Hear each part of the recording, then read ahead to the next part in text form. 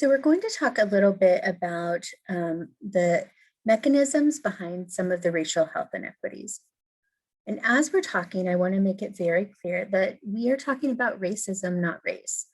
In the United States, health inequities due to race are largely due to both structural and interpersonal racism. Now, in medicine, we often conflate biological factors with race. And I know most of you are familiar with the concept that race is a social construct.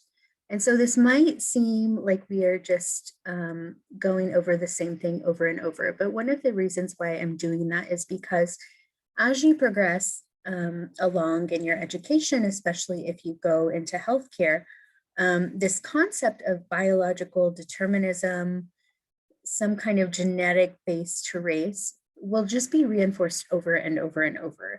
And I can't tell you how many times people have come up with this antiquated idea that race is anything but a social construct, especially during the COVID pandemic, when we've seen so many disparities and inequities in health outcomes.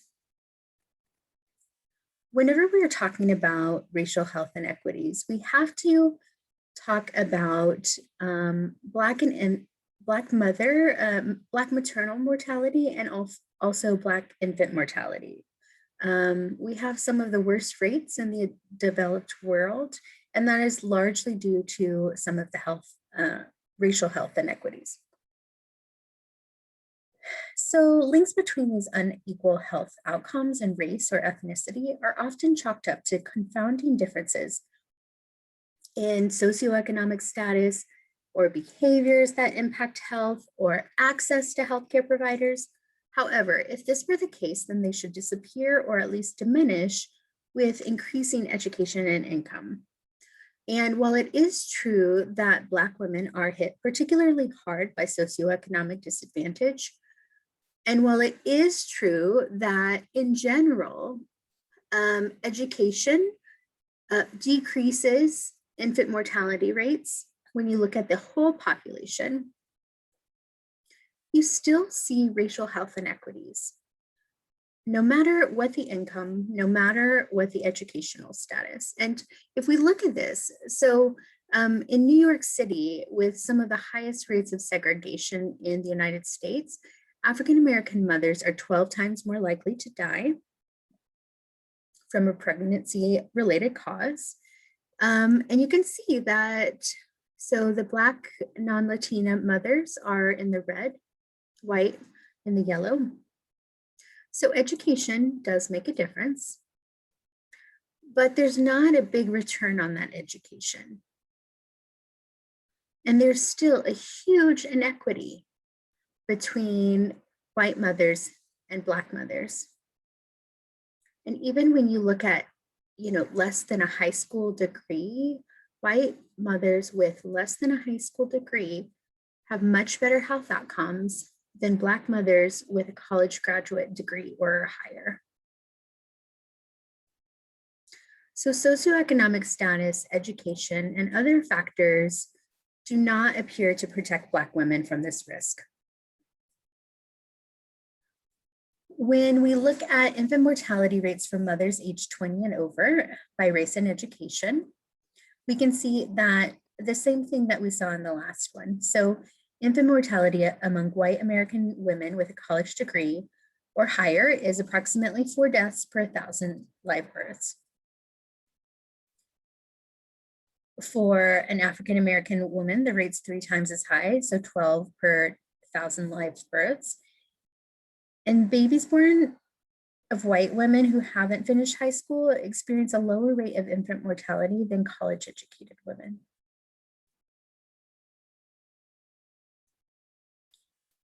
So white women without high school education, Black women with college education.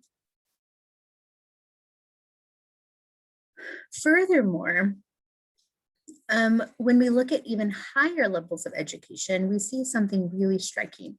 So not only does the Black-white disparity for infant mortality exists at all education levels. So there is a difference at every single level. The darker purple is the Black mothers and or the Black infants, and the lighter purple are the white infants. And you see there's a difference at every single level of education, but it's greatest as you go higher in the education. Furthermore, you can see that the infant mortality rate after a bachelor's degree, so once you get into a master's or a professional level degree, is the highest rate of all. And so the author of this study interpreted this as being representative of the higher levels of discrimination that Black women might face in professional, after they get their professional degree and go, higher up in the career ladder. And that increase in discrimination and that increase in stress and that potential isolation, because there's not a whole lot of representation, right? Has significant effects on infant mortality rates. So this is a little wordy. I'll let you read it on your own. So it basically just says, it's not the socioeconomic status, it's not the mom's education, it's not the mom's behavior, and it's not the access to healthcare. Because controlling for all of these, we still see racial health inequities. So a lot of people still point to the genes. So here is a quote from 1967, and they concluded that only 1% of the variance in birth weight among infants was accounted for by socioeconomic variables. Furthermore, they concluded that race behaves as a real biological variable in its effect on birth weight. And this seems like a long time ago, but if these people aren't still practicing, the people that they trained are practicing. And so these ideas still exist and are very strong within medicine. In 1990 even, there's an assumption that Black women differ genetically from white women, and pretty much in every single journal article that's published, unless they're talking about racism, and sometimes even if they are talking about racism and they do acknowledge that it's a social construct, they still throw in the genetic argument that there's some kind of ancestry or whatever.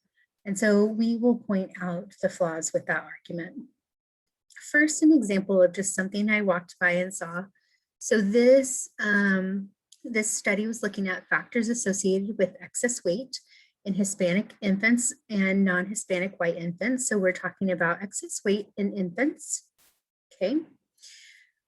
And what kind of factors were they looking for? Well, they did genetic analysis to look at the SNPs and to look at ancestry to try to conclude why there are differences in weight in infants. So how do we know that these differences aren't the effect of, inherent biological differences? Let's go through some of the reasoning. So first of all, the racial health disparities don't just focus on COVID, they don't just focus on maternal and infant mortality. You see these inequities or these disparities in cancer and stroke and diabetes, rates of kidney disease, asthma. And so it's very unlikely for any given population to have concentrated multiple horrible mutations in such a way that they are at higher risk for almost all of the common complex disorders on a genetic basis alone. Think of how simplistic our, genes must work if you could attribute every single one of these chronic diseases to some particular single nucleotide polymorphism. That's not very reasonable. Furthermore, look at these health outcomes that we see these disparities in. I want you to think of how the stress response system plays a role in most of these, because we've gone over most of these. And then as we go along, I want you to notice that you see the same pattern in marginalized and oppressed populations throughout the world. So rates of illness, rates of very similar illnesses. You see these disparities in the Aboriginal population in Australia. You see it in the Irish travelers in Scotland. And looking at this, I want you to notice, so here is the rate of health outcomes, and these are like disabling health conditions for white Scottish citizens in Scotland. And look at the African population. They actually have a lower incidence of disease. And then Caribbean or Black is still lower. And so there are only two different populations, Pakistani and the Romani or the Irish travelers, that have higher rates than the Scottish. You see the same effects and the same inequities in Palestinians in occupied territory. You see the same effect in, and this is looking at under 5 mortality rates in different ethnic populations, and we'll go through a couple of different countries, but this is Paraguay. In Kenya, there's lots of different ethnic groups and lots of inequities in the under 5 mortality rate. In the Philippines, same thing. And then when you're looking at caste system and child survival estimates, you also see inequities. So even if we were to assume that every single Black person in the United States were all like a homogenous group, which they're not, and you were to assume that there was no flow of genetic material in or out of the population, because that's one of the rules, right? When you learn about like the basic Mendelian genetics. But we know that's not true, right? We know that there's been lots of consensual and non-consensual reproduction between different groups and populations, lots of different migration. We know that skin color doesn't necessarily, reflect where you came from, especially if you traveled a long way. And so just assuming that it is a homogeneous population, an isolated population, so much that they would all share some kind of allelic or genetic difference that explained all of those different complex and chronic diseases. Well, when you see the same patterns around the world, that kind of blows that argument out of the water. How can all of these different people, all of these different groups of people share the same exact, biological determinant? They don't. It's oppression. Furthermore, going on the argument of ancestry, because that's kind of the next step that people tend to point to. Looking at hypertension rates among populations in Nigeria and Jamaica, what do you notice when you compare them to European populations? So the rates of hypertension are actually much lower in African, origin populations. It's only in the US Black and the US white that you see this switch. So it's probably not ancestry either. The other piece of evidence that we have is that health outcomes have improved in the past. And so here are the difference between infant mortality rates between white and Black population. And you can see that during the civil rights era and with all the anti-poverty movements in the 1960s and 70s, health outcomes improved among African Americans compared to whites. And so that actually narrowed the gap. And this is not long enough to blame evolution, right? Also, immigrants have better health outcomes. So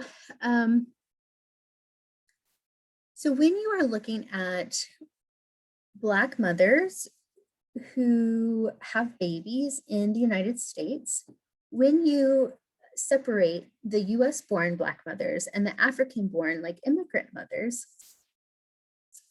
the birth weights with the African born immigrants actually mirror our white population. And it's only the US born Black population that have the lower birth weights. But over time, this goes away. So we also see this for other ethnicities. So when you are looking at non-Hispanic Black population, US born, much higher infant mortality rates. So last time we were looking at birth weight, now we're looking at infant mortality rates. Foreign born, much lower. Mexican, US born, higher. Foreign born, lower. Asian Pacific Islander, foreign born, lower. US born, higher. And again, it's only for the white population that it, well, no, foreign born, lower. US born, higher. So this immigrant advantage is gradually lost. And generally, after someone's been here for about 10 years, their health status wanes. And then in terms of birth outcomes, the second and third African immigrant generation shifts over until it mirrors the African American. And that's what this is showing, that so this is the first generation, how you would categorize them. This is the second generation. And so here is US born Black with a very high percentage of low birth weight, especially at lower education levels.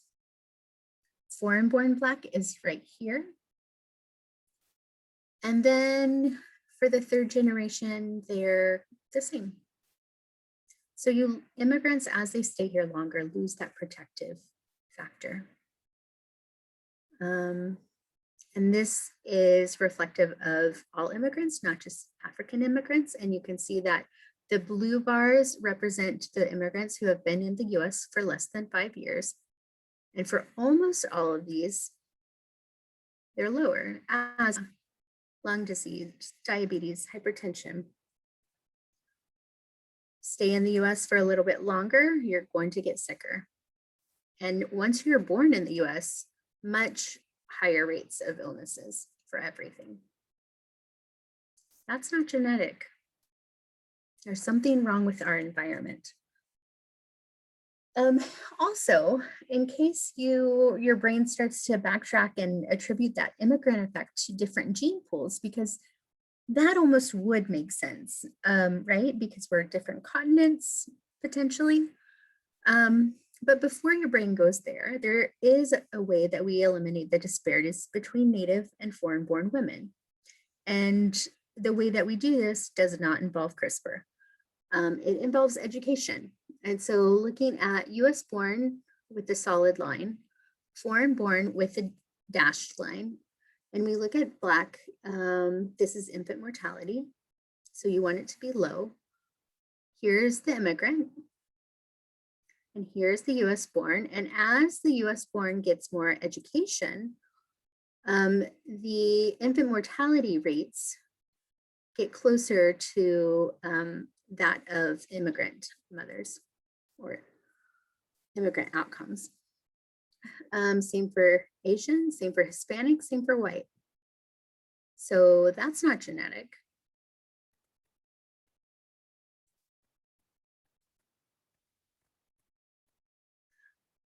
Also, the neighborhood impacts the immigrant effect or that protective quality, because as neighborhoods are more segregated, so as we go along this line, this is more segregation over here. The orange line is the foreign-born Black women. The blue line is the native-born Black women. And as we go up on this chart, we are talking about low birth weight. So in neighborhoods with low segregation, foreign-born Black women have much lower rates of low birth weight, so they have healthier babies than native-born Black women. But as neighborhood segregation increases, they lose that protective factor. And so if there's these two different ways that we can equalize the playing field, or at least get it more equal, with either education bringing the native-born Black rates closer aligned to foreign-born Black rates, or we can increase the foreign-born Black rates to match the native-born by just segregating the neighborhood. That's not a biological effect. That's an environmental effect. And it's not just for maternal and infant health outcomes. So structural racism is linked to hypertension. This was a recently published article that looked at over 3,000 different adults of different ethnicities and races for nearly 2 decades. So at the beginning of this study, they didn't have high blood pressure, and they followed them for 2 decades to see who got high blood pressure. They intermittently checked. They, tracked if they were on medicine, and then they would ask them about discrimination. And they compared everyday discrimination, which you see in the top of this table. So that's like the people being mean to you, the like interpersonal racism, versus the major life events or the lifetime discrimination. And that's really that structural part, like being excluded from job opportunities, from housing, from educational opportunities. And so what they found was a lifetime discrimination among Black people was associated with a 35% increased risk of hypertension. Interestingly, they didn't find a relationship between the everyday discrimination. The other interesting fact, and this is useful for people wanting to bring out the like reverse, racism or whatever. So Black people reported 65% of Black people reported lifetime discrimination, 42% Hispanic people, 40% white people, and 23% Chinese people. Now, the white people were less likely to say that it was due to race. It was probably due to other factors like gender or something else. However, only the Black people who were experiencing the discrimination actually were correlated to hypertension or increased rates of hypertension. So even though, other ethnicities and races reported experiencing these discriminations, there wasn't such a power imbalance that it actually resulted in adverse health outcomes. So it sucks, but it's not like life-threatening. So how does this happen? So we've been over this a few times. You have this, epigenetic programming of your stress response, and that's due to what your mother experienced, what your grandmother experienced, your early childhood, your prenatal experience. You have your early life stressors. You have your behavioral response. You have your psychological response, your inflammatory response. And all of that plays a role in this wear and tear. And we see that whenever we look at infant mortality rates. So this study is dividing white, Black, and Mexican mothers. And you can see that what makes sense is when you're really young, when you're a teenager and you have a baby, the rates of infant death are higher. And then as you get older, they drop. And then as you get to the other end, they go back up. And you see that for white mothers. And you see that for Mexican mothers. So as they have babies, like in the kind of 25 to 30-ish range, that's the most protective, right? But you don't see that for Black mothers. And so as they get older, it's actually more dangerous to have babies. And that is as a function of this like wear and tear phenomenon. So racial discrimination can result in these structural barriers, but they can also result in psychological stress. And so how do we differentiate this? We just went over some examples of the structural racism, but I want to show you why we also know that it is related to interpersonal racism. And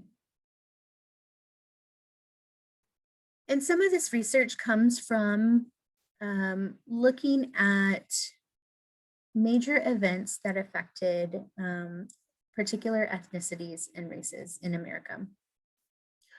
So in 2008, there was one of the biggest immigration raids at a meat packing plant in Iowa. And they arrested hundreds of workers, deported hundreds of workers, incarcerated hundreds of workers. And there were rumors, this was a little town, but there were rumors throughout the state that immigration was going to raid other facilities. They were coming after you. Families were torn apart. So it was very stressful. And so what epidemiologists did is they looked at the rates of preterm birth before the raid and after. So let's look at the chart. Before the raid, you see what you would expect to see. Foreign-born Latina mothers in the red have much better health outcomes. They have a lower percent of low birth weight babies, so they have, healthier babies than even white moms. And US-born Latina moms have the worst health outcomes. Then there was a raid about here. And you see foreign-born Latina mothers, the low birth weight babies dramatically rose.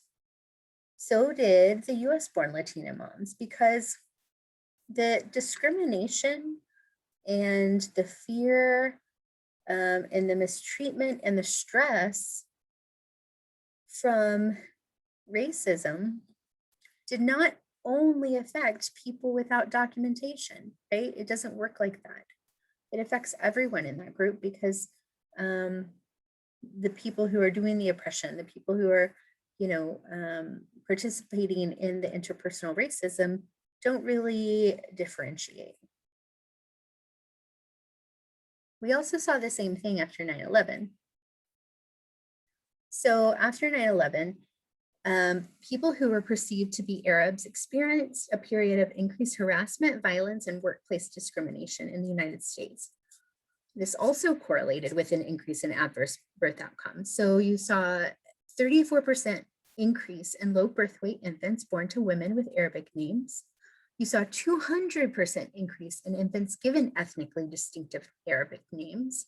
And that relationship was thought to be due to the fact that people who are strongly tied to the culture and maybe, show it outwardly, they would probably give their children more, be more likely to name their children Arabic names. And you saw that, you saw an increase in low birth weight infants.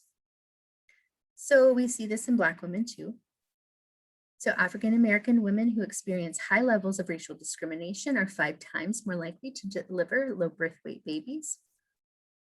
And this is about 37% of Black women who just report chronic worrying about unfair race-based treatment.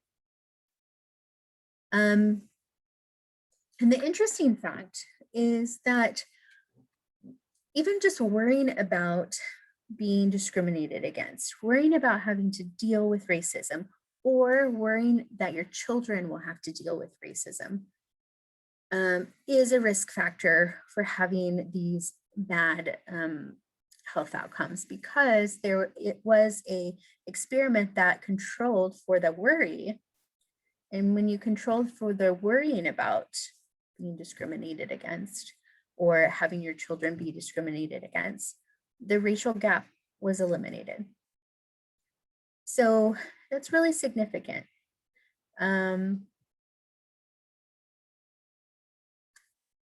So imagine you're an epidemiologist and you are looking at trends in birth rates and preterm births. What would you expect to see if you compared the birth outcomes of babies born in the US during the COVID pandemic to those born the year before? And what kind of racial disparities might be seen and why? So pause the video, see if you can answer, and then when you're ready, unpause it again. So if I had to guess, if I was the researcher looking at this, it would be complicated, right? Because so many people are under stress. I would expect people who maybe lost their job and weren't eligible for employment. So probably, Hispanic, Latina families, especially if there was someone who was undocumented in their family, I would expect there to be an increase in preterm birth and low birth weight because a lot of the COVID pandemic relief, you weren't eligible, even if everyone in your family was a documented citizen and there was one person who wasn't, so a husband who wasn't and the wife and all the children were, you didn't get any money. You were ineligible for all of that relief. And so I would expect inequities there. I would expect probably inequities in states that don't have the social structures and the systems that California has. You might also see some inequities and disparities in Black babies, but it would be a little hard because, racism is not new. Just because the rest of the country kind of woke up doesn't mean that this stuff hasn't been going on, especially in Black communities before the pandemic. But you might see some increase in low birth weight babies or preterm babies in Asian population, especially since that population is experiencing much higher rates of discrimination and violence. But we'll see. So one other reason why we know that this isn't a biological thing, it's not a cultural thing, it's not a behavioral thing, it's not a health insurance thing, it's not an education thing, it's not a socioeconomic thing, is because infant mortality also depends on the doctor's race. So this was a recent study that looked at infant mortality, and the higher the worse, okay? So they compared Black babies who were taken care of by white doctors. Infant mortality rates were way up here. Black babies who were taken care of by Black doctors, the mortality rates dropped significantly. So infants were 3 times as likely to die if they were Black and they were being taken care of by a white physician than if they were taken care of by a Black physician. And for the white babies, it didn't really matter who took care of them. They were okay. So that's not genetic. And now, you should be convinced, and you should be prepared to convince anyone else who comes up with that argument that 1, it's not a homogeneous population. 2, it's very unlikely that there's going to be a shared gene amongst all of the population that is responsible for creating adverse health outcomes in all the top causes of death almost. It's also very unlikely that you would see the same patterns in every single marginalized population or ethnic population across the world, who all look very different, right? We have changed these gaps in the past, in the very recent past. We know that people from the same race who are not born here have better health outcomes, and as they stay here, even just 5 to 10 years, that protection goes away. That's not genetic.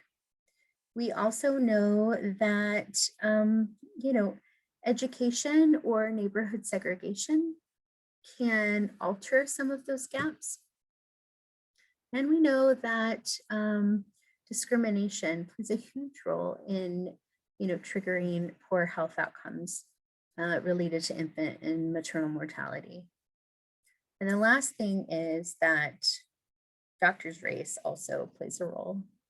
So that has nothing to do with inherited biological, risk.